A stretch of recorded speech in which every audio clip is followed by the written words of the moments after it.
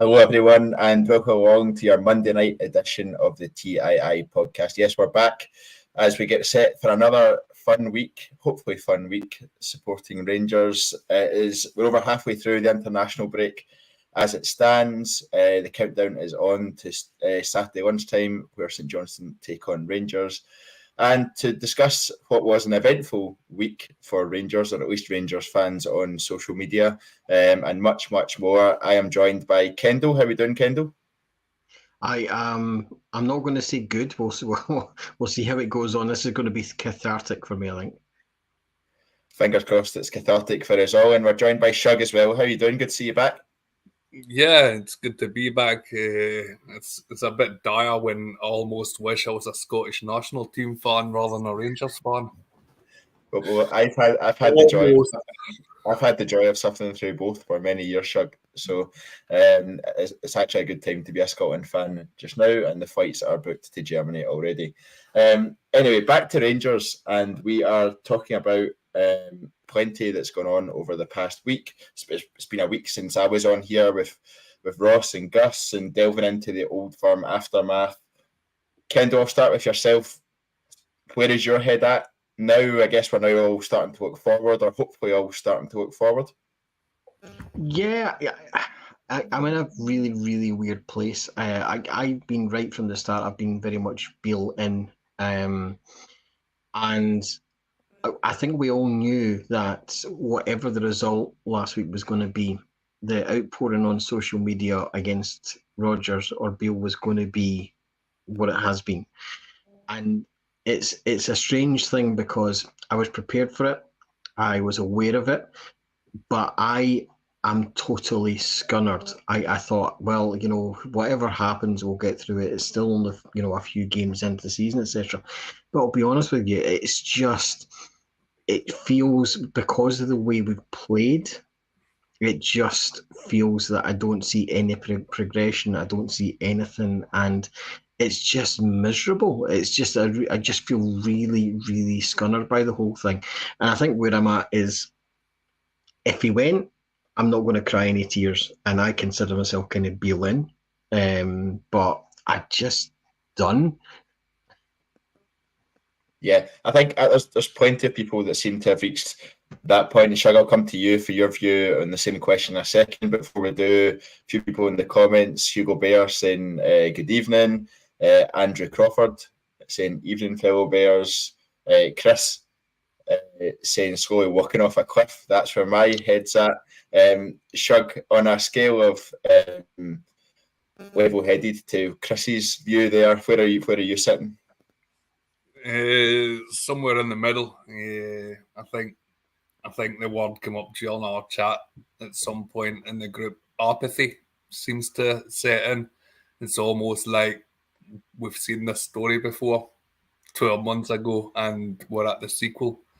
We're playing terrible football. We were losing big games, and 12 months later, here we are still playing terrible football and still losing the big games. I don't like the idea of chopping and changing managers, but I think this week and then the following weeks are going to prove really vital for Beale, because he has to change. He has to do something different. We spoke about Gio a year ago, saying he had to get rid of the horseshoe and he had to do this and that and the next thing. It's the exact same with Beale now. He seems to have bought all these players. We're still using last season's players, which are still Gerrard's players. And something has to change. Something has to give. Yeah, Scott Cameron's in the comments and says, hopefully the break allowed Beale to reset. He's signing his own P45 if the tactics don't change and he doesn't back up his chat with actions. Play on the front foot with a tempo is not complicated. Shug, I'm just going to stick with you, because obviously Michael Beale came in start of December last year. We kicked on from that point just after the World Cup break, and pretty much every game outside of playing against Celtic, we won, and we won comfortably, and we were playing some attractive football with the likes of Cantwell and Raskin showing up really well. What do you think's changed over that summer period?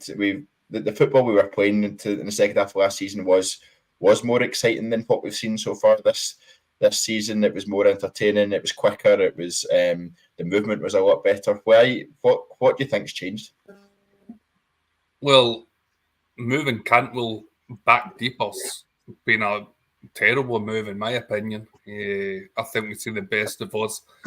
I was saying last season, I remember saying it on the pod, that sort of Ryan Kent position when Todd Cantwell was playing it, we looked so good and he's so exciting going forward, but you're almost taking away any sort of flair from that front line. The players he's brought in haven't hit the ground running. He seems to, I don't know, he almost like he's built a team to hit on the counter-attack rather than a team to actually break down what 99% of our games are against low block and rarely have people attacking us. I think that was evident in the first game of the season against Kilmarnock. I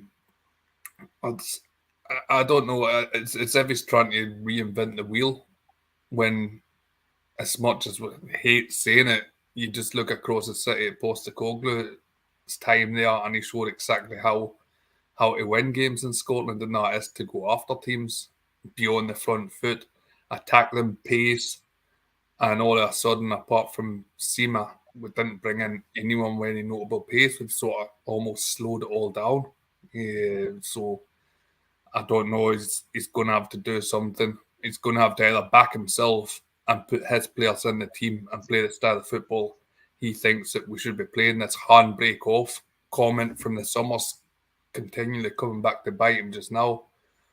Or he's going to have to just admit that he's got it wrong and go back to something similar and get a bit more width in the team or something. I'm not entirely sure what the answer will be, but going by Michael Beale's opinions and style so far, he'll probably back himself. So we'll wait and see.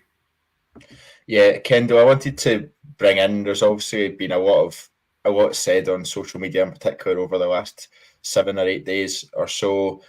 Opinion seems quite polarised and people seem quite entrenched in their views as well. Just 2 examples of that. Seafood Neat It says, time to get behind the gaffer. We are our own worst enemy when it comes to it. And then Agnes McLaren saying, sack him.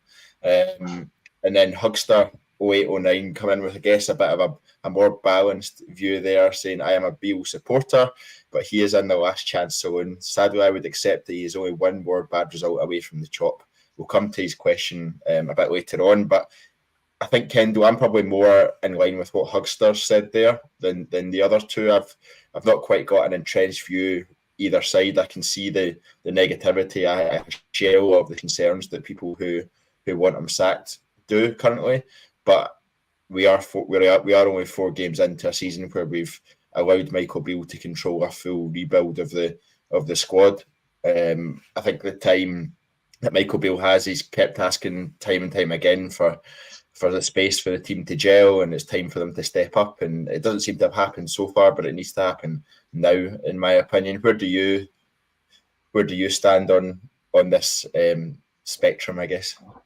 Yeah, I mean, Rangers managers are always going to, 2 games away from crisis, they always say, isn't it? 2 games away from, the sack. But I don't think it's necessarily the results is what's killing him. It's the performances. It's the lack of cohesion, the lack of a plan.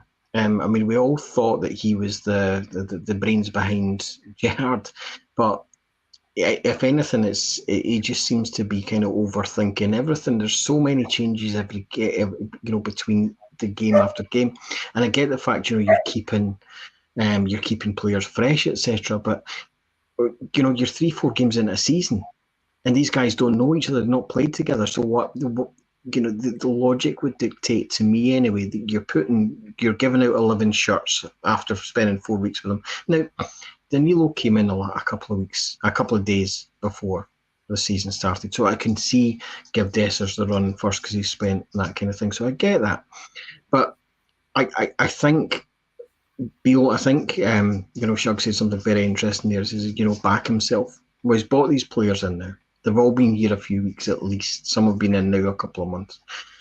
And now's the time to say, right, well, and I think one thing we can all agree on is that his players, he said at the start of the transfer window, he said, when you see the players that are coming in, you will recognise the links, etc. And we have. So it looks to me like the board, who'd also get a bit of a hard time, justifiably to a degree, because the buck starts with them at the end of the day.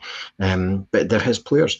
So the one thing I would say as well is, just the last thing I'd say. So I'm kind of torn. I'm actually kind of thinking I'm going to say one thing on camera, and then I'm going to write comments as well on the other side of it, because I'm completely torn on the whole thing as far as Beale's concerned. But one thing I would pick up there and what you were saying, the Ryan Kent position. Now that's not been replaced. Now that to me is pivotal, for not because Ryan Kent had a great last season, but when Ryan Kent got the ball, 2 opposition players came across him, which created space in the middle. But the players, the defences in our league at the minute, don't know these players, so they're not double marking anybody. So that space is more congested in the middle. So the guys, when we're actually playing centrally, there's no space. There's no room at all, which is why I think Matondo is now looking like the second coming of Jesus at the minute compared to the rest of our players, because actually he's the only one they're kind of frightening, and he's creating space for us. So it's quite an interesting thing. But as far as Beale's concerned, it's his last chance to learn. If he loses, right, he'll probably get away with losing away against Betis. He'd probably get away with losing against Prague away from home. But if he loses anything in the next 5-6 weeks, apart from that up to the next Old Firm game, I mean, I think he's a dead man walking. I really do. And I don't see how he can survive another defeat or even a draw. The only thing that might help him, and it's the only thing that I think saved him at the minute, is that Celtic's drop points. So if Celtic drop points again and keep it closer, he might get a better time. But to me, again, and I'm rambling a little bit, but to me, again, that's false, because they've paid Aberdeen away from home. They've played us away from home. We've not had any of, this set of games. They've got Hearts away from home. They've got Hibs away from home. If we get to game 10, they've played everybody away from home that will be in the top 6, and we've played nobody away from home that's in the top 6. So. Yeah, it'll be really interesting, Shug. At the start of that, we were speaking about the spectrum of opinion that there is amongst the fans. The fact that people are quite entrenched in those opinions as well after a week of going back and forward with each other, arguing each other's opinions. How does Michael Beale go about turning around fan opinion? Fan opinion so often eventually wins. I think more often than not, fan opinion will eventually win if it's held for so long. How does Michael Beale go about starting this Saturday against St Johnstone? How does he go about trying to change that, or what does he need to do to change that? Not spending last weekend posting random stuff on Instagram would have been a start, rather than trying to fan flames. I think he needs to put his team down. He needs to say this is what the way we're going to play, and play that way. And he's going to have to pick an 11. Footballers nowadays, the pre-season and everything, they're geared towards playing 50 or 60 games a season. They're not geared towards playing 30 and 30, unless you're Ryan Jack. So there's absolutely no reason why these players can't go 2, 3, 4 games in a row. We've seen the best of times under Gerrard and under Gio in the Europa League runs. We're playing the same team, almost the same 11s. We're going out all the time. And there's absolutely no reason why we shouldn't be doing that this early in the season. People can't be complaining about tiredness and fatigue. So there's no reason why you can't field a team at the weekend and field the exact same team against Betis if they do well. Kendal says they've got to get to know one another. They've got to get to learn that style, know where each other are playing. I'd like to see Danilo seems to be getting no chances at all, and Dessers seems to be getting them all. So personally, I'd like to see Danilo get more of a shout. But then if Beale chooses to back Dessers, then these guys are going to have to show up for him. The ones that he gives these 11 shots to, honestly, apart from Butland, I don't think any of them could argue whether to be dropped.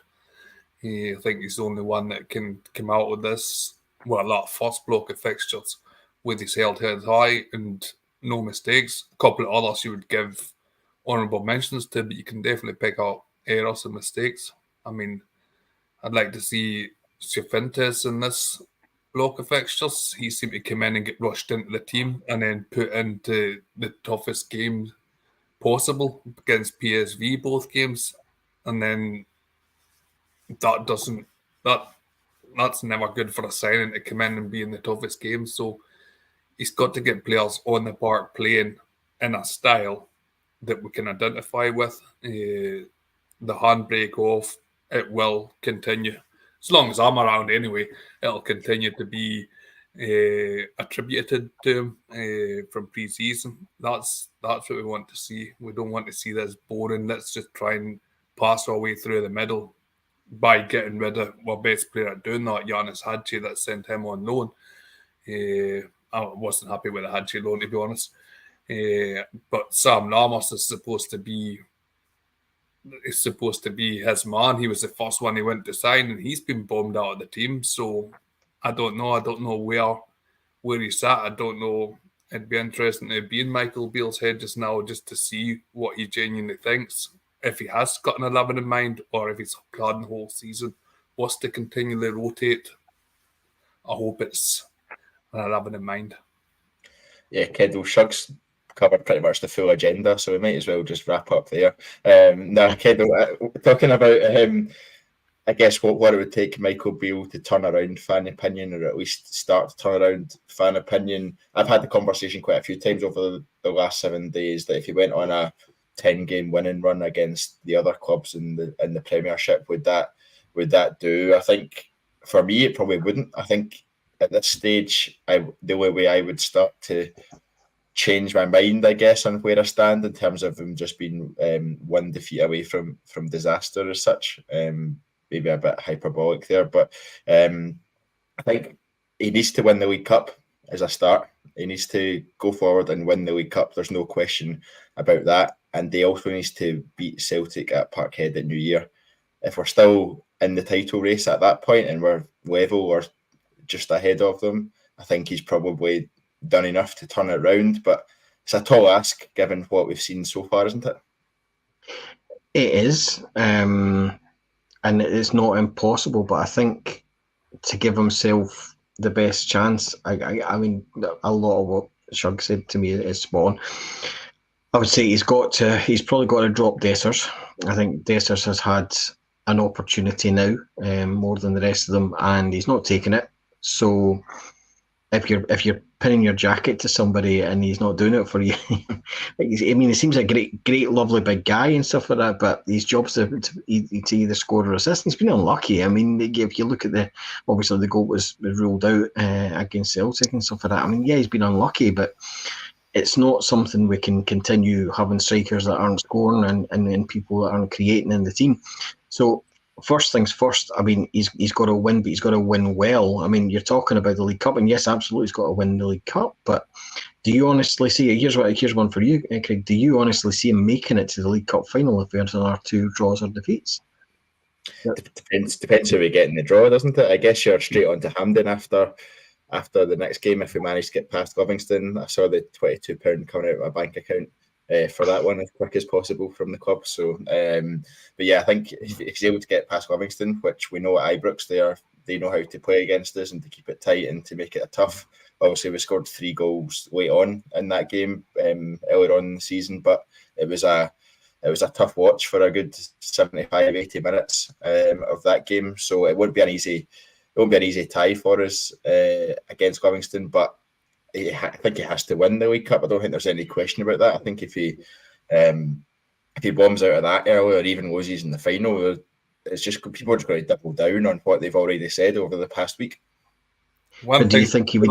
Would you think he'd even make it to the semi if he loses against St Johnstone? Good question. I think if he loses against St Johnstone, that's curtains. I don't think there's any coming back from that. We'll go on a bit to talk about the fact that the rumours around the board speaking to other potential candidates or sounding out some other candidates over the past week or so. But I think if he loses on Saturday on the back of what we saw at Ibrox just before the international break, I think that's curtains for him. Where do you stand on that one, Shug? I think he drops anymore. That's it. I think he has to go. I think the problem he's got, and he's created off his own back, is that last year Gio just wouldn't go. they wouldn't get rid of him.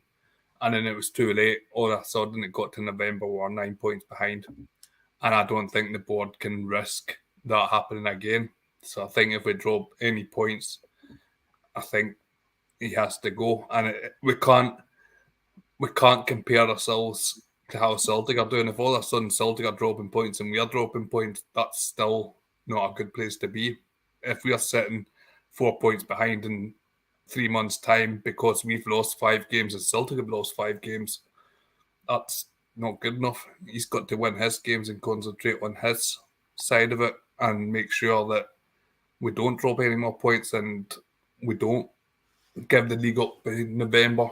No World Cup this year to give it up by, but can't be there. And that, again, a second season running. Yeah, there's still a winter break though, Shug, so don't worry. There's always a chance. Colin Montgomery, no, not that one, saying that we're asking a lot. And Michael Beale's end is inevitable. Chris Redhand, who, by the way, is a subscriber to the TII YouTube channel, and if you are interested, all the details can be found by just clicking on the channel itself, and you can find out how to be a proper subscriber yourself. And he says, are we seriously going to settle for the League Cup? Sad times. Kendal wasn't saying settle for the League Cup. I was saying the League Cup is the starting point from which we need to propel ourselves onto. I was on Radio Scotland actually a few weeks ago, just before the PSV game, and I was asked where does the priority lie this season, and ultimately the priority lies in winning the league. I don't think there's any other bigger priority for Rangers than that, especially this season. Are you in agreement with that one? Yeah, totally. I mean, it's the be-all and end-all is the league. And, there's a couple of cracking comments there. I'm just looking at the comments as well as you're putting them up, and other ones in the thing. Curry Munchers put a good one in there as well about, we are sitting here discussing with the best squad. I think whether or not they've not shown it, right? I know they've not shown it. But technically, we've got a cracking squad. But we're all excited when we sign these players. We have to remember, like a month ago, we were sitting here happy as Larry, big cat whisker grins on our faces because we've signed these players, right? And now we're sitting a month later saying, oh, Livingston's a tough game, eh? Oh, we need to watch this one. Well, no, it's not. We've done that to ourselves. It's not a tough game. We need to go and we need to muller these teams, and because we're Glasgow Rangers, and that's what we are. And because of the 10 years of hurt, and all of a sudden, we're sitting here and I'm sounding like Chewbacca when he's watching Han Solo. It's like watching the games. And no, we need to go and we need to get to a point where we're mullering them. And then the 4 games against Celtic will take care of themselves, and we'll either win the league or the manager will be looking for a new job, because it's no Walter Smith and with the credit in the bank. It's no Alex McLeish with the credit in the bank. We've got managers just now that are coming in on a short leash because they had the 3-year rebuild to get us back competitive. We are now competitive, and he needs to win the league. Yeah, I mean, he now needs to win the cup for the simple fact that Celtic are there, and there is no other. I mean, losing to Celtic isn't acceptable as Rangers manager, right? But there is no way losing to another Scottish team is in any way acceptable. So he has now to win the League Cup, and he has to win the league because he's picked his players. We were competitive. We knew we needed to. We were getting to the end of a cycle because of the age of the players, but he's gone out and he's signed these players. So go and win the league. And if you don't go and win the league, then that's it. And when the league starts, as I say, I honestly think if Celtic hadn't dropped points, that he would already be sacked, and this wouldn't be having this conversation, because the only thing that saved him at the minute is the fact that Celtic have kept it competitive by dropping points. Yeah, I think that's fair. Shug, there's plenty of comments flying in here. People still clearly frustrated by what's going on recently. Hugster saying that Michael Beale has to settle on his best 11 and right away. I completely agree with that one. It's a point you made earlier on. Pete Lawrence saying it seems like he's trying to be diplomatic and give everyone playing time. We need decisions to be made. Looking forward now, so many people have said about we need to see a clear style of play. We've not seen a clear pattern that Michael Beale's trying to utilise. We've not seen an understanding from the players as to where they need to be, and offensively or defensively. To be fair, having watched that Old Firm game, how important is it that we do start to see that clear style of play, and how disappointing is it that we've not seen that so far? It's imperative that we see it, and it's massively disappointing. Absolutely no style of play. You know, you go to all these clubs and they all seem to have a style of play apart from us. Even, I can't remember, I think it was Aberdeen. I watched them get knocked out of Europe, and they seem to have a clear identity in the way they're going about the game and how they're playing it. And Barry Robson's been in that job a lot less time than what Beale's been back at Rangers, and he's not had anywhere near the money to rebuild the squad in his image. And I guess we were used to, everyone talked about how good Beale was on the training field under Gerrard, how good he was. And you kind of thought that would be the easy bit for him, would be to put his own style of play, and he would nail it on the training ground. Whether he had the cojones to make the big calls and things like that is another thing. But we all thought that he'd be able to get the training would be spot on, and he'd get his style of play out there. But we've really not seen it. We don't know what's happening. It's. I remember when Gio came in and we get told that Borna and Tav were getting stopped going to the byline. They were only go so far up the park. It's almost as if Beale's decided the exact same. They're only getting so far up the park. Only we've got no wingers. So all of a sudden we've got nobody hitting bylines and stuff like that. Whether that's because Tav and Borna are a wee bit older now, I'm not sure. Whether that's a managerial decision. But he knew who his fullbacks were going to be before the season started. So he should have either changed them or he should have picked a different style.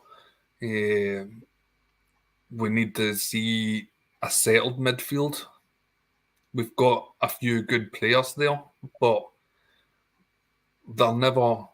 He's always rotating them every single game. It seems to be somebody else's partner and somebody else, and I don't know. I'd like to see a run where Cifuentes actually gets sent in plays and Raskin plays in there. Lundstrom or Jack, I'm not sure about either. But Dal's there. Hopefully he's back fit. But I'd like to see us get into a settled three in the middle. I'd like to see Cantwell playing that more attacking role. I don't know if he plays a diamond or if we go with a bit of width. But we just need to see something. We need to see something. I mean, it's not like the old days, the good old days when international breaks, all our team were away because we had so many internationals. I think somebody said in the chat there's only 5 senior players away. Seen Robbie Matondo was on the bench tonight, and I seen Borna kept a clean sheet with Croatia. He played the full game. But they've been at Ibrox today training. He's going to have a full week to actually prepare the players and get ready for the weekend. So it would be really nice to see us go out against St Johnstone and actually implement a style that's exciting, that maybe produces more than 3 or 4 shots on target in a game. Yeah, Kendal, I want to pick up on a point that Colin Montgomery's back in the comments, where he highlights the fact that we pushed for the first 5 minutes against Celtic, then backed off. I think that's a style. That's not a style. I think that's a trait that we've seen quite often so far this season, in terms of we come flying out the box for the first 5-10 minutes, try and get an early goal, and then we just seem to sit off teams. Do you think that is planned, or do you think that's just something that the team themselves have got into the habit of doing? It's just a strange one. I mean, I think this is the biggest problem that we're all having with it, is just we're not seeing what the plan is. We're all trying to understand, but it seems to change from game to game and week to week, and sometimes it feels like the players are trying to work it out on the pitch. Now, the Celtic game in particular, we had that couple of attacks right at the start. It looked like we were going to pump up. But then it looked to me as if, and I think it looked to a lot of people, that the instruction was actually to miss out the midfield and to bring, because it wasn't just Goldson, it was Suter, and they were all hitting Matondo, and they were all hitting trying to play it over the top. But our forwards, the new forwards, aren't scoring goals. Our defence is the weakest part of our team.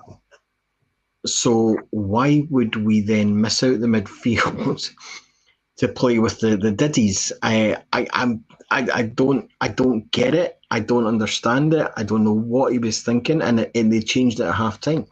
What I would say is the efforts there. I think Cantwell and Raskin's problem is they're playing slightly out of position, firstly, and they're trying too hard. I mean, Cantwell is like a blue arse fly at the minute. I mean, the guy has got all the effort in the world, but it's not coming off for him just now because he's just trying to do everything in cover for everybody.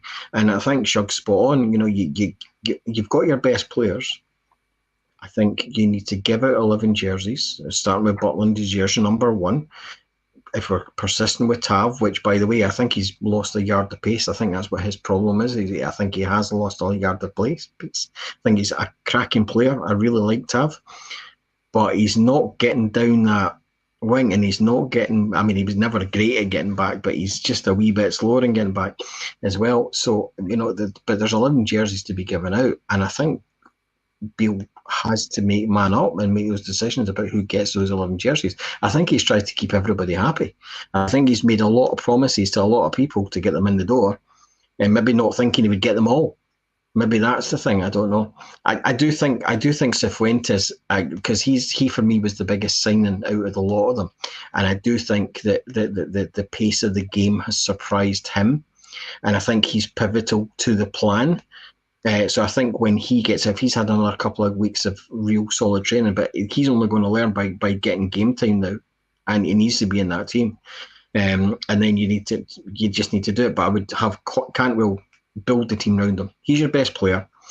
Last year, after Beale came in, we got more points than Celtic did. Right now, we didn't lose anything in Ryan Kent. And we didn't lose anything in Morelos because they haven't kicked the ball for 18 months between the two of them. So we brought in people that aren't like, they're not world beaters yet for us, but they're not any worse than what we had last season. And I won't have that because, Morelos was a waste of a shot last year. Every time he played, he was a waste of a shot. And I loved Alfie, but he was a disgrace last year. So we've not lost anything there. So if Cantwell can drive us to winning more points than a better Celtic team, then build the team round him. Give him what he needs. We've got good players there, and if you're having to play players out of position, then play some of these guys because they're technically very good out of position rather than your best player. And I think it's that simple for me.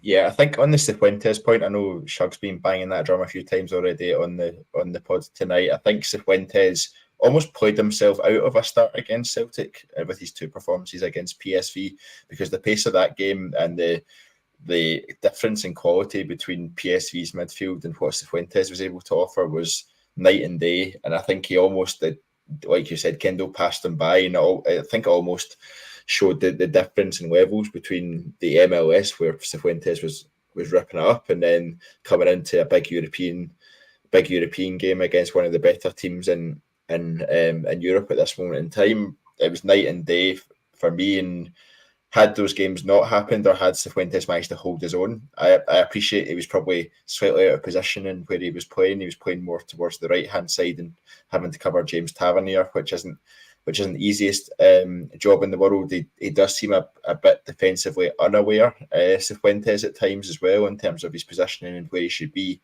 to cover. But I think he played himself out of the Celtic game. He's got a lot of promise, but he needs to get up to speed, and get up to speed quick if he's going to be as key a part of our team going forward as I think you both think on that front. We've spoken a lot about the fans, Shug, and where they stand and what their views have been over the last 7 or 8 days. Let's move on to the board. RFC72 says, my biggest concern is the board. Good off the park, but anything for on the park, they're very poor with decisions. Where does Michael Beale stand with the board, do you think, at this moment in time? Well, if rumours were to be believed, I don't think he's in a good spot. I think Chris Jack raised something in an article about a bit of disagreement between them. I think John Bennett retiring and allegedly going to be spending more time as a hands-on chairman, I think will be really good for us. I think it's what we need. I like John Bennett. Michael Beale. If there's a disagreement on the board, I don't see the board standing by him, to be honest. He said before the transfer window that he was going to have the biggest budget in Rangers' recent history or something. And he said at the end of the transfer window he's happy. And then he's mumbled something about how we've not really spent that much. We've almost broken even or something. We've only spent 13 million. Yeah, only 13 million. So I don't know if that's a sign of a crack or if that's just him frustrated.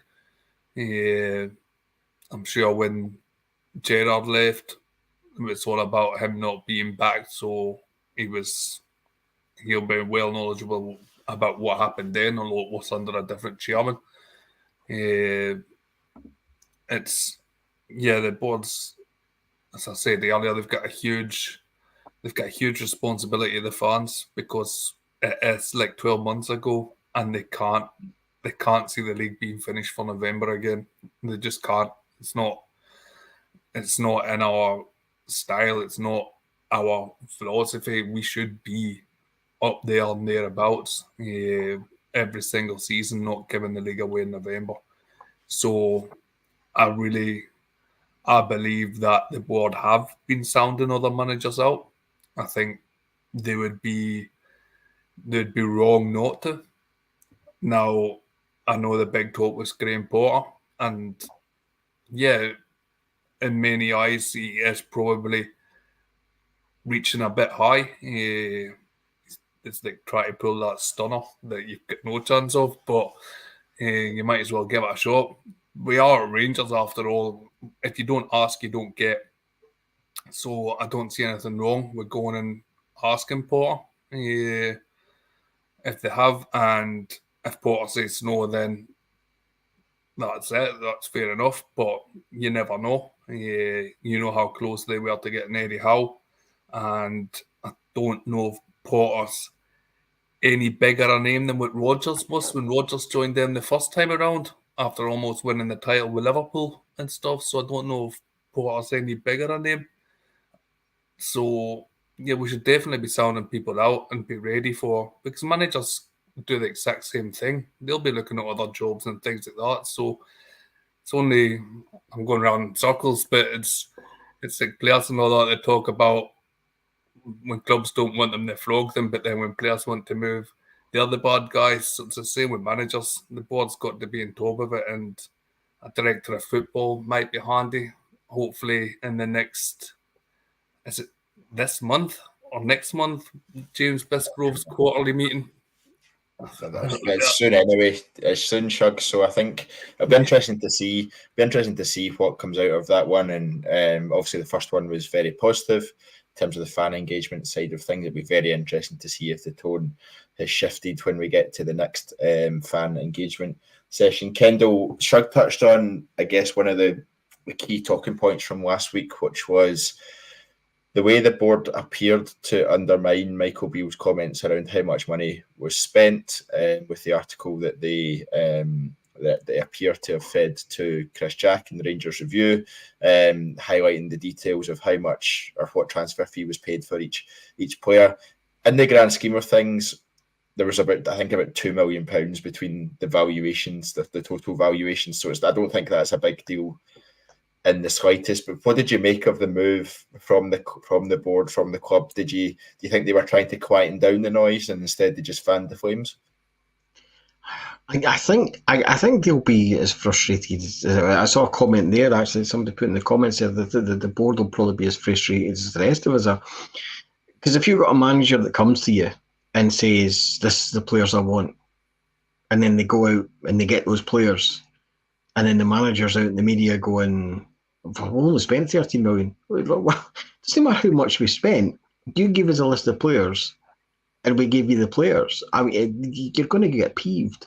And I think one thing we have to remember as well is that the Bennett and Bisgrove, I mean, Bisgrove, although he's been kind of around the noise because it was announced when he was going to be coming on board as as chairman, etc.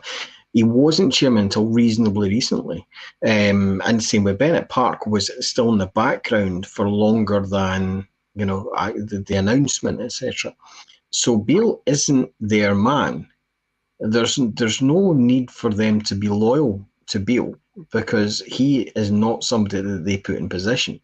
So it would not surprise me that, and especially with Bisgrove, etc., it wouldn't surprise me if Defender of Football, Shug mentioned that, comes in before or at the same time as a manager.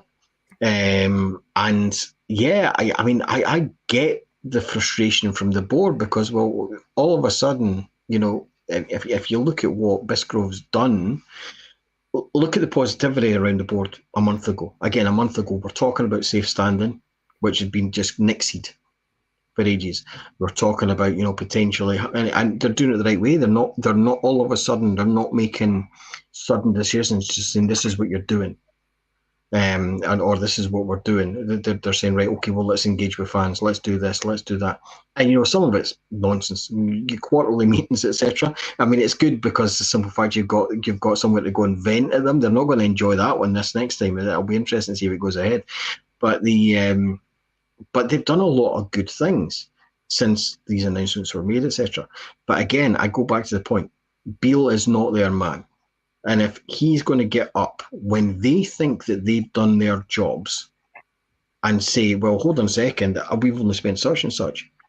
But if it's a list of players rather than a monetary value he's given them, he's got no right to say that. And that's what I would say. So on that one, I still like Beale. I want him to turn it around. But he can't be going at the board. He can't. I think the fans actually look at the board and think that they've did what they said they would do. They've backed Michael Beale in the transfer window. He said they needed a squad overhaul. We've brought in 9 players. 13, I think it's 13 are out the door, if I remember correctly. So there has been a big overhaul. £13 million spent, pretty much the same coming back in through the door, give or take £1 million. Kendal, I want to stick with you because Shug already touched on, I guess, some of the rumours that there were some managers out there being approached. Graham Potter was one, to me, that's pie in the sky kind of stuff. It was like saying that we're approaching Jose Mourinho. You already know what the answer is going to be, but you're just approaching them so that you can say that you approached them. Kevin Muscat was the other one that I think interested quite a few people, just given his the style of play that he likes. And then John Eustace, who I think quite a long time ago now was rumoured to be joining us as a player, and it kept being tomorrow, and he never quite signed on the dotted line. They were all mentioned last week as being sounded out by the board as potential options. What did you make of the fact that became public knowledge, and how much of it is believable, do you think? I think it's believable. I think we've approached managers because, I think Shug said it earlier on. We would be remiss not to. That's their job. There's no director of football, so if your manager is not going to make a decision to sack himself, then somebody at the board has to be having those conversations, because otherwise we end up with Graham Murray getting brought out of cobwebs and brought back in, and I don't think that's a realistic proposition. I do think we probably have spoken to Potter, and I do think we've probably been encouraged by Potter. To be quite honest, I think he would be interested after the absolute omni-shambles of his last couple of months at Chelsea, where players were coming out or to press and moaning about having to sit on the floor in changing rooms and not getting treated with the proper respect, and too many players were too close to them and all this kind of stuff. I mean that is not somebody who's going to get a top 4 club and at this precise second. And if he's not going to get a top 4 club at this precise second, then he can come up here, try and win things, get in the Champions League, and have a real run at it with relatively little expectation. I mean, the expectation up here is you win, but you're up against one team, is the reality of it. So I don't think it's unrealistic that he was an unrealistic thing. What I would say is that an awful lot of the managers, it's like an awful lot of the players. I saw somebody talking not long ago talking about the listed a whole load of the Scottish players that have gone in the last couple of years. Doig, Lewis Ferguson, this one, that one, and all of us were going, "By, it's not good enough for Rangers." Not good enough for Rangers. No, and now would they be able to afford them? And it's as simple as that. Hickey, we just wouldn't be able to afford them. And I think there's that with, and I'm not saying that there's anybody out there at the appropriate standard, but all I would say is with the exception of Dick Advocaat, who outspent everybody that he was up against, there hasn't, to my knowledge, and you guys will be able to correct me if I'm wrong, there hasn't been a successful non-Scottish Rangers manager. And again, when you start talking about Knutsson's getting mentioned, well, he's done great for the Wi-Fi password, done great. But what else has he done? If he comes over here, is he a shoo-in? Is Potter a shoo-in? He did great for Brighton. He did miserable at Chelsea. Is he a shoo-in? So I don't know. Is the answer, like, where do we go to? I think we have to have had those conversations with people. We have to be ready, because we can't have another 2 defeats and then in October everybody's 40,000 people or 45,000, 50,000 people are turning up at Ibrox every second Saturday to watch an easy run-in where we're going to finish 20 points behind Celtic. It can't be allowed to happen. But then we have to be ready to put somebody in. We don't need to. It's not about sacking Beale. It's about replacing Beale. Sacking him's all good, but if you've got a numpty to come in at the back of him, or you don't have anybody to come in the back of him, then it's just another car crash. Shug, I've seen Graham Souness's name mentioned far too many times in the comments in relation to a director of football role, or even some people have said a manager's role. That's absolutely not for me. The man's been out of football for so a considerable length of time. He's obviously admired for what he did for Rangers in the past, but absolutely not for me in the present day. Where do you stand on that one? I'm similar to you. I would love him in an ambassadorial role, and yeah, I would like to throw him in to the changing room at half time last Sunday. I think that would have been fun in games, but in terms of being full time, and I don't think it's the right move. He's definitely at the wrong end of his football life. I mean, bar Roy Hodgson, I think there's not many that are that sort of age and still doing it, kind of thing. So I think we've got to just hope they would come as an ambassador of some type, and yeah, it would be great to see him at Ibrox. I think the last time he was here was when he did the commentary during COVID, and he had Walter Smith himself. Can't remember, it was 3, and Gerrard went up to do the interview afterwards. So it'd be great to see him there with fans there, but I don't think he's the right man for either director of football or manager. Yeah, I think I would agree with that one. Going forward, there's plenty of names in there that would interest me, but Graham Souness is not one of them. Right, we're about to enter the last 10 minutes or so of the podcast. Keep your comments coming. Seen Jesse Marsh's name thrown in there. Steve Clark, absolutely no chance will Steve Clark come to Rangers. Sam Allardyce, I think it's about time we move on from the manager chat, given those suggestions. Let's look at the new signings. The title of the podcast is it time for Michael Beale to show faith in Rangers summer signings? It's 3 of them. Kendal started against Celtic, and that was a big talking point when the start lineup came out for the game. We signed 9 players: Jack Butland, Kieran Dowell, Abdul Asima, Leon Balogun, Dujon Sterling, Jose Cifuentes, Sam Lammers, Cyril Dessers and Danilo. Where have the successes been for you, and who out of that list should be nailed on starters, do you think, if there is such a thing as nailed on starters? I think Butland is the success because I think we can stop and draw a line under that from there, because nobody else is earned to be called a success as yet. There are potentials in there. We've not seen enough of them to kind of decide. But this is on Beale, because he's not given them an opportunity. He's stuck with some, and at the detriment of others. I think Danilo still excites me. He hits the target a lot. I think he's missed kind of the target once or twice, but goalkeepers, he's been a foot either side of the goalkeeper, and he would have a few goals just now. He hits the target a lot, which we weren't doing last season. So I like Danilo. I think Lammers has got a place in the right system, but we have not found what that system is. I think he's got great feet, and if we're talking about unlocking part card defences, up us defences, then there's potentially a place for him. What I think we all have to remember is that traditionally across any team, that about 50% of your signings don't work. So if you're signing 9 signings, 4 or 5 of them will be forgotten about within 18 months, and they won't be here. And 4 or 5 of them, if we're lucky, will be, legends, really, because they'll have brought home a title. And then we'll remember them. I think Cifuentes, to me, I'm hoping it's just that about the pace of the Scottish game's taking them by surprise.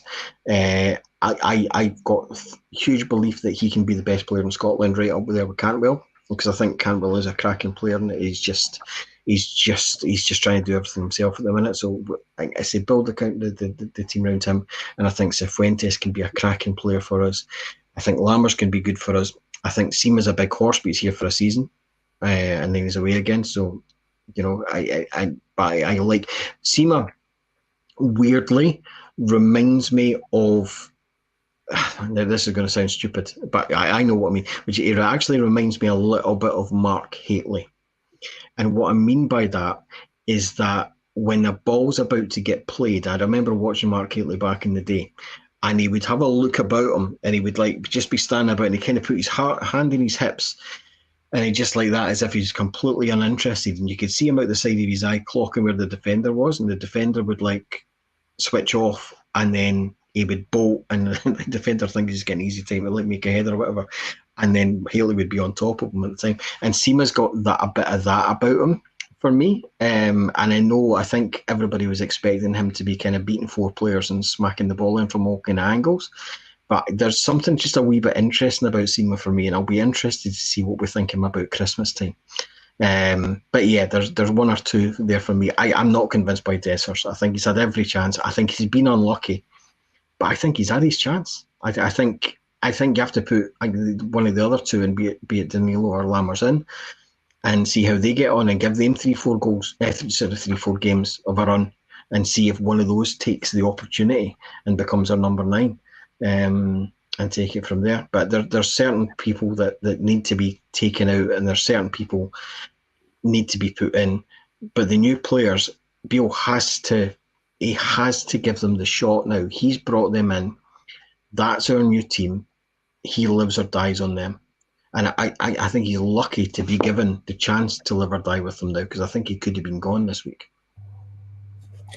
Shug Kendal's done well to go through pretty much all the signings there for off the top of his head. So he's done well there. You in agreement with his assessment of the new players so far? And one of the questions I saw asked during the week, which I think is fair in some regards and not so and quite unfair in other regards, is are they better than the players they directly replaced from last season? So looking at the likes of Morelos, Kent, Cholak, others that I cannot remember off the top of my own head.